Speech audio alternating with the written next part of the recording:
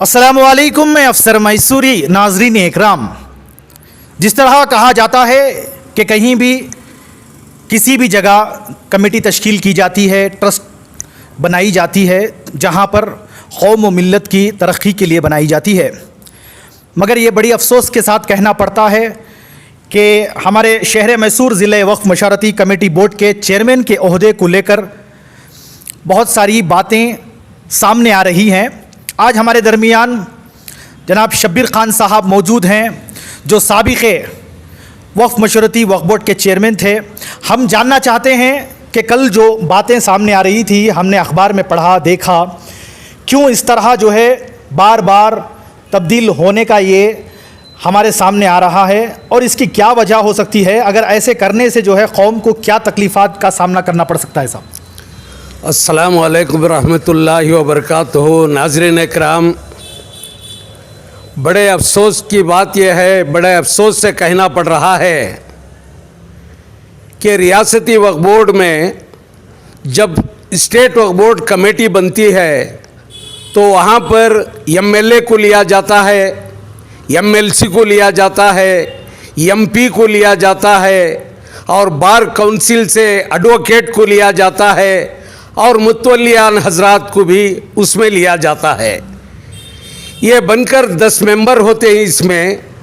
यह इसलिए बनाया जाता है कि कर्नाटका स्टेट में जितनी करोड़ों की जायदादें हैं वक्फ बोर्ड की, मैं समझता हूँ हज़ारों करोड़ों की जायदादें हैं। इसकी निगहबानी और निगरानी करने के लिए इन लोगों को चुना जाता है, इसलिए बोर्ड अलहदा बनाया गया है। हुकूमत से हटकर यह बोर्ड जब अलहदा बनाया गया है तो इसकी वजह ही यही है। लेकिन अफसोस की बात है कि ये जो मेंबरान हजरात जो हैं, करोड़ों रुपयों की जायदादें जो गैरों के हाथों में चली गई हैं, इलीगल कब्जा कर लिया गया है, वो छुड़ाने का काम करें, उसकी हिफाजत का काम करें। लेकिन ये लोगों को सिर्फ डिस्ट्रिक्ट वक्फ बोर्ड के चेयरमैन को निकालना, कमेटियों को तब्दील करना, ये इनकी हिकमत अमली बन गई है। हम इनसे आजिज़ाना गुजारिश करते हैं, आप अपनी जिम्मेदारी को समझिए। आप कर्नाटका स्टेट में हज़ारों करोड़ों की जायदादें, इनकी हिफाजत कीजिए। आप 10 मेंबरान हैं, कितने डिस्ट्रिक्ट हैं हमारे स्टेट में, और एक एक मेंबर जो है 4-4, 5-5 डिस्ट्रिक्ट में अगर काम करेगा, सही तरीके से काम करेगा तो वक्त की जायदादों की हिफाजत होगी। लेकिन आप शहर बेंगलुरु में बैठकर बोर्ड की जब मीटिंग रहती है तो आपके खिलाफ जो कोई बात करता है या कोई और वजह होती है तो उनको निकालने का काम करते ही आप। क्या आपकी जिम्मेदारी यही है? सर, एक सवाल है, क्या कल से जिस तरह हमने अखबार में देखा है, क्या वाकई में मैसूर ज़िले वक्फ मशारती कमेटी के चेयरमैन को बदलने की कोशिश की जा रही है या बदल दिया गया है या इसके ऊपर काम चल रहा है? क्या है सर, ये क्या मसला है सर? इस सिलसिले में हमें मालूम नहीं है जी। अभी कोई आर्डर नहीं निकला है, उड़ती उड़ती बात हमारे कानों तक पहुंची है। लेकिन अगर ऐसा हुआ तो हम स्टेट के तमाम मेंबरान हजरात से और खुसूसन सीओ से हमारी ये दरख्वास्त है कि आप प्रोसीजर के तहत काम करें। पहले आप अगर कोई गलती किया है, चेयरमैन कोई भी डिस्ट्रिक्ट का हो, चेयरमैन की कोई कंप्लेंट है और वो प्रूफ है उसका आपके पास, तो आप उसे नोटिस दीजिए, उसके बाद आप उसका एक्सप्लेनेशन लीजिए, उसके बाद आप फाइंडिंग दरियाफ्त करके पनिशमेंट दिया जाता है। लेकिन अफसोस की बात है, आपके जहन में बात आ गई, आपने मीटिंग में तय कर दिया, आप निकाल दिए, आप उसको बना दिए, उनकी जगह किसी को नॉमिनेट कर दिए। क्या आप ये मनमानी करने के लिए बैठे हैं? आप स्टेट वक्फ बोर्ड मेंबरान हजरात जो हैं, क्या आप अपनी मनमानी करने के लिए बैठे हैं? हरगिज़ हरगिज़ ऐसा नहीं होगा। कौम देखना चाहती है कि आप स्टेट वक्फ बोर्ड मेंबरान हजरात क्या काम कर रहे हैं, क्या आप कौम को गुमराह कर रहे हैं? जिस तरह जितने भी हमारे नाजरीन हैं वो इस उलझन में हैं कि कल से जो है वक्फ बोर्ड के रियासती वक्फ बोर्ड में जिस तरह मीटिंग रखी गई थी, वहाँ पर मैसूर ज़िले वक्फ मशारती कमेटी के चेयरमैन को लेकर जो है बातें चीतें हो रही थी। सिर्फ चेयरमैन नहीं, पूरी कमेटी को जो है तब्दील करने की बातचीत हो रही थी। इसी की मालूमात के लिए हम जनाब शब्बीर खान साहब के पास आए हुए थे। एक और सवाल यहाँ पर ये पैदा होता है कि सिर्फ एक अरसा होता है सर, किसी को भी एक चेयरमैन बनाते हैं, एक अरसा होता है, क्या वो ख़त्म होने से पहले उसको इस तरह का मतलब तब्दील करना, ये कहाँ तक, कौन सा कानून है, सब ये बताएं हमें। ये हरगिज़ कोई कानून ऐसा बना ही नहीं है। अगर चेयरमैन, ये बार बार इस तरह की जो है बातें सामने आ रही हैं सर।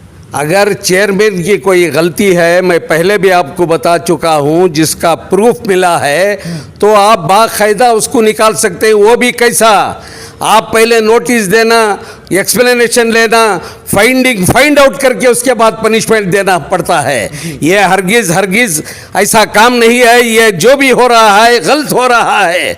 मैं दोबारा आपसे कहना चाहूँगा कि आरिफ मेकरी का नाम हमने सुनने में आ रहा है। आरिफ मेकरी साहब के बारे में हम ये कहना चाहेंगे कि इतनी पुरानी हेरिटेज बिल्डिंग जिसमें अजीज सेठ साहब भी तालीम पाए हुए थे, सवार लाइन स्कूल, ऐसी बिल्डिंग को मुनहदिम कर दिया गया। 2 लाख रुपये उसका माहाना किराया आता था, एक्साइज डिपार्टमेंट को देकर थे, लेकिन आपने उसे मुनहदिम कर दिया, डेमोलिश कर दिया। आज उसका किराया कितने लाखों रुपये होता, मैं समझता हूँ करोड़ों के हिसाब में आज उसका किराया आ सकता था। मैं ये भी कहना चाहूँगा कि आरिफ मेकरी साहब को क्या स्टेट वक्फ बोर्ड चेयरमैन उस वक्त के आपको परमिशन दिए थे? आप नई जो पुरानी तामीरात थे उसे मुनहदिम करके नई बिल्डिंगें तामीर किए। कितना आपने वहाँ पैसा खर्च किया अपनी जानिब से? आप अपनी जानिब से पैसा खर्च करने के लिए क्या स्टेट वक्फ बोर्ड ने आपको लेटर भेजा था? हरगिज़ नहीं। आपने अपनी जानिब से पैसा इन्वेस्टमेंट करके उसमें कितना गुडविल लिया है, कितना एडवांस लिया है, कितना किराया आप ले रहे हैं, ये तमाम बातें क्या आपने अवाम के सामने रखे हैं जनाब आरिफ मेकरी साहब? हरगिज़ नहीं। आपके ऊपर भी कार्रवाई की जाएगी। मैं आपके ऊपर केस बुक कर रहा हूँ। आप कौम के अंदर, शहर मैसूर के अंदर हमारी कौम के सामने आप पूरा हिसाब किताब देना पड़ेगा। सर, आप सीधे आरिफ मेकरी साहब जो पिछले साबिक़े वक्फ मशारती कमेटी के चेयरमैन रहे, उनके ऊपर लगा रहे हैं। क्या वापस जो है उन्हीं का नाम जो है सामने आ रहा है? ऐसा हमने भी सुना है। क्या ये ज़रूरी है कि एक बंदा पिछले 10 साल से ज़ायद जो है वो वक्फ बोर्ड चेयरमैन रहा, मशारती वक्फ कमेटी का चेयरमैन रहा, फिर उसी को बनाया जाए? ये कहाँ तक ठीक रहेगा? हरगिज़ उनको नहीं बनाया जाए। क्या एक ही आदमी की ये मीरास है वक्फ बोर्ड? हरगिज़ नहीं। नाज़रीन इकराम, हम आप तमाम शहर मैसूर के मुसलमानों से हम ये कहना चाहेंगे कि पहले आरिफ मेकरी साहब के ऊपर जो लगाई गई है, तनकीद की गई है, और ख़ुद मैं कर रहा हूँ, इसके ऊपर इंक्वायरी होनी चाहिए। किस तरह से बनाएंगे आरिफ मेकरी को? क्या आरिफ मेकरी ही वाहिद शख्स हैं? शहर मैसूर में जनाब जमील अशरफी साहब भी उसके हकदार थे, जनाब हमारे नूर मर्चेंट साहब भी उसके एस्पिरेंट थे, और ऐसे बहुत से लोग हैं जो वक्फ बोर्ड चेयरमैन के लिए ज़माने से कोशिश करते आ रहे हैं। क्या ये उनका हक नहीं है?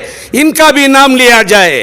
जिस तरह बताया जा रहा है, किसी भी कमेटी या किसी भी ट्रस्ट में जब एक कमेटी तश्कील की जाती है, बनाई जाती है, उसमें जो है बहुत सारे काम लिए जाते हैं। जब से जनाब गयाज़ अहमद उर्फ़ अकरम साहब को बनाया गया, वहाँ पर क्या खामियाँ थी और उनकी क्या खूबियाँ थी कि जो है सिर्फ 6-7 महीनों के अरसे में उन्होंने किया है? सर, मैं समझता हूँ 6-7 महीने का अरसा हुआ है जनाब अकरम साहब को चेयरमैन नामज़द करके। उनकी इस मियाद में 6-7 महीने की मुद्दत में इन्होंने जो भी काम किया है, उसमें मैं समझता हूँ बेलकेरा का मसला कई सालों से चल रहा था, सुन्नी तबलीग का मसला चल रहा था, लड़ाई झगड़े, कोर्ट कचहरी में हमारे लोग फंसे हुए थे। ऐसे मामले को उन्होंने बहुत संजीदगी से काम लेते हुए उसका मसला हल किया है उन्होंने। और दूसरे नंबर पर मेट गली की जो मस्जिद है, रमज़ानुल मुबारक के पूरे महीने में कुरान शरीफ पढ़ने से खासिर रही, उस मस्जिद में मुसलमान नमाज पढ़ने से खासिर रहे। ऐसी मस्जिद का मामला जो है उन्होंने अपनी मियाद में, अपनी इस मुद्दत में अल्लाह के फजल करम से उस मामले का हल निकाला है। हमने न्यूज़ बनाया था बाकायदा, वो मस्जिद उसके साथ साथ जनाब अलहाज अयूब खान साहब साबिक़ मेयर को साथ में लेकर उन्होंने इस मसले का हल अल्लाह के फजल करम से हल फरमाया है। उसके साथ साथ टी नरसीपुर का मामला जो था मस्जिद का, वो मामला भी इन्होंने हल फरमाया है। और उसके साथ साथ कई इदारे ऐसे जो वक्त में रजिस्टर होकर नहीं थे, ऐसे मामलात को भी वो प्रॉपर्टियों को, उन मसाजिदों को, उन ज़मीनात को, उन ख़बरस्तानों को इन्होंने वक्फ बोर्ड में अपने परेड में रजिस्ट्रेशन करवाया है। 6-7 महीने की मुद्दत में मैं समझता हूँ इन्होंने बहुत बढ़ चढ़ कर काम किया है। इन्हें काम करने का मौका अता करे, ऐसे लोगों को कायम रखे। सिर्फ एक ही इंसान नहीं, खिदमत करने के लिए इन्हें मौका दें, इन्हें काम करने का और भी मौका अगर देंगे तो इंशाअल्लाह और भी बहुत सारे मैसूर ज़िले में बहुत से काम अंजाम देंगे। सिर्फ एक ही शख्स को जिस तरह बार बार बताया जा रहा है कि जो पहले थे साबिक़ वक्फ कमेटी के चेयरमैन जनाब आरिफ महकरी साहब को फिर वापस उन्हीं का नाम लिया जा रहा है, उसको लेकर आप लोग क्या कहना चाहेंगे सर? आरिफ महकरी साहब मैं समझता हूँ बहुत अच्छे इंसान हैं, मेरे दोस्त हैं, लेकिन उनकी कारकर्दगी जो है शहर मैसूर में पूरा कर्नाटक देखा है आज फारूखिया के मसले को लेकर। इनके पास जब कई लोग अमायदीन इनके पास गए तो इन्होंने कहा कि मैं राज़ीनामा दे दिया हूँ। जनाब आरिफ महकरी साहब, आप कब राज़ीनामा दिए हैं?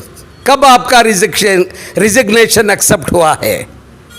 आप जब इन मामलात में आप शामिल थे, जब पानी सर से ऊपर आ गया तो आप रिजिग्नेशन देकर हूँ कहते हैं। हरगिज़ हरगिज़ नहीं, कौम के सामने आपको भी बराबर ताज मोहम्मद खान साहब के साथ रहकर हिसाब व किताब देने का काम पड़ेगा। कौम आपसे पूछेगी।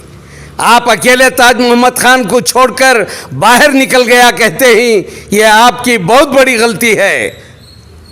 जी सर, बहुत बहुत शुक्रिया। जिस तरह शब्बीर अहमद खान साहब जो मैसूर ज़िले वक्फ मशारती कमेटी के साबिक़ चेयरमैन हैं, उनके पास आए हुए थे। अभी फ़िलवक्त जो है हमारे मैसूर ज़िले वक्फ मशारती कमेटी बोर्ड के चेयरमैन जो है गयाज़ अहमद उर्फ अकरम साहब हैं, उनकी तब्दीली को लेकर जो है ये सब बातें आ रही थी। इसके जो है हम उलझन को लोगों के सामने बताने के लिए यहाँ पर आए हुए थे। और इसी तरह हमारी इस न्यूज़ चैनल को आगे ज़्यादा से ज़्यादा शेयर करें। और आप लोगों की क्या राय है, तरक्कियात को छोड़कर, बहुत सारी फलाह बहबूदी को छोड़कर सिर्फ तब्दीलियों को लेकर जिस तरह बातें सामने आ रही हैं, उसको लेकर आप हमें अपनी राय कमेंट्स बॉक्स में ज़रूर पेश करें। तब तक के लिए अस्सलामु अलैकुम व रहमतुल्लाहि व बरकातुहू।